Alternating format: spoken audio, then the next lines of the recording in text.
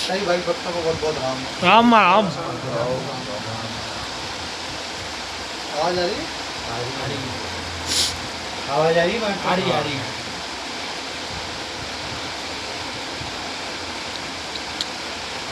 तो माता बार बार कहती हूँ, हर बार कहती हूँ, हर एक व्यक्ति को जो दरबार में आता है अपनी अपनी समस्या लेके, कोई किसी काम से कोई किसी काम से, रास्ता तो माता निकाल देती, लेकिन तुमको चलना नहीं आता है। गमित है तुम्हारी तकलीफ हो, गमित है तुम्हारे कष्ट हो, कोई किस बात से पीड़ाता हो, कोई किस बात से पीड़ाता हो, हम लोग कोई समाधान नहीं मिलता, तुम लोग कोई रास्ता नहीं मिलता है, तुम्हारे ऊपर कोई हाथ नहीं मुकता है, लेकिन माता तुम्हारे ऊपर हाथ भी मुकती हो, तुमको रास्ता भी देते हो, तुम्हारा समाधान भी निकालते हो। कितनी बड़ी परेशानी क्यों नहीं हो, कितना ही बड़ा क्यों कुछ नहीं हो, लेकिन समाधान तो मेरे झोले में, मेरे खोले में रहता ही है। कैसी भी परेशानी हो, कैसी भी समस्या हो, लेकिन उस रास्ते को, उस समाधान को करने में तुमको समय लगता है, मेरे को बताने में समय नहीं लगता है। वो माता तो 1 सेकेंड में, 5 सेकेंड में, 10 सेकेंड में गई, लेकिन उसको समझ के उसको करने में तुमको समय लगता है। अब माता क्या हो, तुमको सर्प दोष है, किसी को मंगल दोष है। हर एक व्यक्ति जो दरबार में आता है कम से कम 18 साल से ऊपर तो होता ही है। जनरली कोई समस्या है, शादी ब्याह की समस्या है तो 20 साल को छोड़ो या 20 साल की छोरी तो रही सही है। तो ये समस्या कोई 1 साल की, 2 साल की नहीं, तुम्हारे साथ में 18 साल से जुड़ी हुई है, 20 साल से जुड़ी हुई है। सर्प दोष अगर वो माता कह रही तो कोई आज से नहीं है, बचपन से तुम्हारे माता पिता के साथ में तो तुम्हारे साथ भी है। कोई जगह का दोष है तो कोई आज से नहीं है, जब से तुम रह रहे हो तब से। तो समाधान तुम सोचो कि 1 महीने में हो जाए, 2 महीने में हो जाए, 6 महीने में हो जाए, तो आज हो ना कल। जितना तुमको समय बीता उतना तुम्हारा भाव, भक्ति, प्रेम उसमें लगना चाहिए, उस समाधान में लगना चाहिए, तो तुम्हारा दिन बने हो, वो देवता तुम्हारा दिन बनाए। तुम सोचो 1 दिन में, 2 दिन में, 4 दिन में, 4 महीने में हो जाए, संभव ही नहीं है। क्योंकि जो नाग देवता तुमसे 25 साल से लड़ रहे हैं, 50 साल से लड़ रहे हैं, तो 4 महीने में मान जाएगा। 4 महीने में मान तो जाए, लेकिन तुम्हारी भाव भक्ति भी तो ऐसी होनी चाहिए। तुम सीधा से उसको अगरबत्ती लगाओ, नारियल लगाओ, प्रसाद चढ़ाओ, ना बोले कृपा कर दो, तो वो कहाँ से कृपा करेगा। 20 साल का रूठा व्यक्ति 5 दिन में माने, आज माने ना कल। तुम्हारा पड़ोसी अगर तुमसे उठ जाए, तुमको मनाने को बोलो, तुमको 2 साल लग जाए, तुमको माफ़ी मांगने में शर्म आ जाए, पड़ोसी से नहीं आ जाए कि बड़ी की गलती थी। तो वो नाग देवता ये नहीं देखते किसकी गलती थी, गलती किसी की भी हो, लेकिन उनको तो काम में कष्ट देना, तकलीफ देना, तुमसे न्याय मांगना, तो वो तो देंगे, कभी नहीं छोड़ेंगे। आज मैं माता सर्पदोष के बारे में बोलूँगी, जितने ही प्रवचन होंगे सब सर्पदोष के बारे में होंगे। एक छोटा से छोटा नाग भी अगर तुम्हारे घर के अंदर निकाल रहा है तो मोटा सर्पदोष है, इसको गंभीर से लो, ऐसे लो, गंभीर बनो इसके लिए। तुम हंसी मजाक में टाल दोगे तो हंसी मजाक में टलने वाला नहीं है। और माता ने जाहिर कर दिया, उसके बाद तो देवता उत्पन्न हो गया। क्या हो गया? उत्पन्न हो गया। भले तुम्हारे साथ में नहीं लड़ता हो, लेकिन तुम पूछ करो ना कि माता मेरे बारे में बताओ, माता हमारे बारे में जानवाने आए हो, तो तुम जानना आए हो, पूछने आए हो, तो समाधान करना पहले है, क्योंकि माता बताने में देर नहीं करती। मैंने क्या बार बोला, अगर बता दिया है कि नाग देवता है तो नाग देवता का निराकरण आना चाहिए है। और निराकरण नहीं करोगे तो फिर थप्पड़ खाने के लिए तैयार हो, वो वदेव मारेगा है, नहीं करोगे तब तक मारेगा और खदेड़ेगा भी। ऐसे ऐसे दिन, ऐसा ऐसा समय नाग देवता बना देता है कि बीमारियों से लड़ते लड़ते आदमी भगवान घर चले गए, लेकिन समाधान समझ में नहीं आया कि कहीं भी हो है। ऐसी बहुत सारी बीमारी है जो डॉक्टरों ने पकड़ में नहीं आती आए, तुम्हारी रिपोर्ट सब नॉर्मल आवे, जो इलाज कराओ तुमको इलाज भी नहीं लगे, वो दिन पे दिन आदमी सड़ता जाए, गलता जाए, मरता जाए। मरवा के बाद में लोग सोच करने में कोई बीमारी नहीं थी, एकदम सही, पता नहीं कैसे मरी। ये बीमारी अगर तुम्हारे पकड़ में नहीं है तो मोटो मोटो दोस्त है। कोई डिग्री बाप की कहने में नहीं आ रही है, माँ की कहने में नहीं आ रही है, जिसका दिमाग नहीं लग रहा है किसी भी चीज़ में, वो सर्पदोष की मोटी हत्या है। फोड़े, फुंसी, पेट दर्द, सर दर्द, हर एक दर्द शरीर में बनने वाला ये मोटा मोटा सर्पदोष है।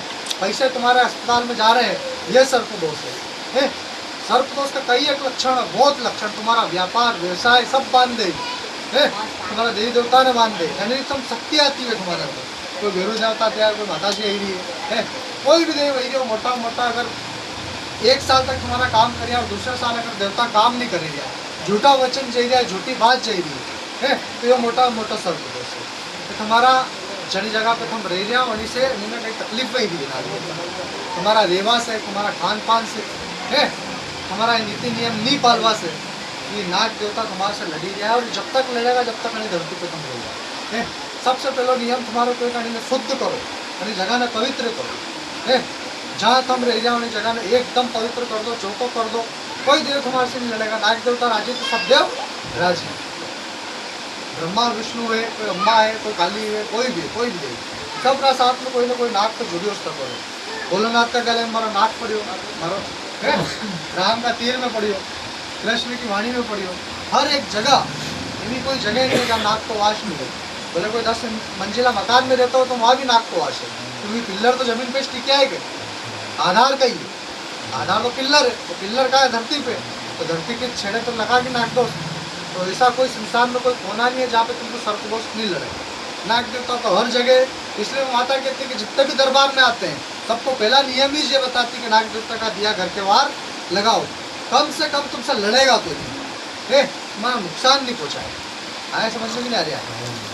लोग मोटे मोटे गुनाह करके घर बैठे, सांप को मार के, नाग को मार के, वो सोचेगा उनका कल्याण हो जाए, उनका अच्छा हो जाए, तो आज होएगा ना कल, क्योंकि वो नाग जो मर गया है वो अतृप्त आत्मा बन के, कोई सूक्ष्म आत्मा बन के, किसी के मगज में बस के, किसी के दिमाग में बस के, वो तुमसे जीवन भर लड़ेगा, कोई बीमारी बन के लड़ेगा। उससे मुक्ति तुमको आज मिलेगी ना कल।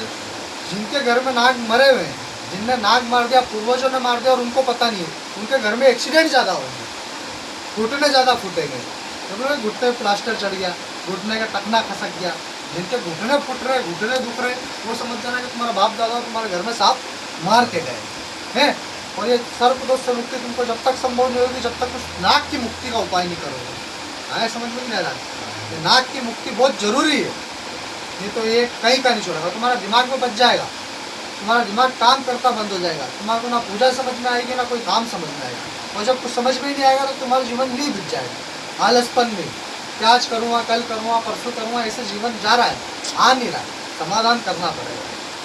सही बोल रही है माता? हाँ वाह है। 4 जनों को बात समझ में आ रही कि नहीं? बाकी कोई समझे नहीं समझे कोई लेना देना नहीं, पर 4 जनों को समझ में आनी चाहिए। दरबार में तुम 20-25 लोग बैठे हो लेकिन 2 भी समझ गए तो मेरा यह बेटा सार्थक हो गया है। मेरे को मालूम है कि तुम सबके ऊपर से जा रही है, तुम्हारा ध्यान नहीं है, तुम्हारा ध्यान सिर्फ काम में है, किसी तरह मेरा काम हो जाए है। ऐसा काम नहीं बनने वाला। स्वार्थ लेके आओगे तो दुनिया में कोई देवता काम नहीं करेगा, और भक्ति लेके आओगे तो देवता विवश बनेगा काम करने के लिए। आया समझ में? तुम्हारी भक्ति से देवता विवश बनता। तुम भक्ति की कसम दे दोगे अगर मैं तेरी भक्ति करी माँ तो मेरा काम कर देगा, माता विवश बनती काम करने के लिए। और भक्ति ही नहीं करी हो तो कितनी भी कसमें दे दो माता कोई विवश नहीं बने।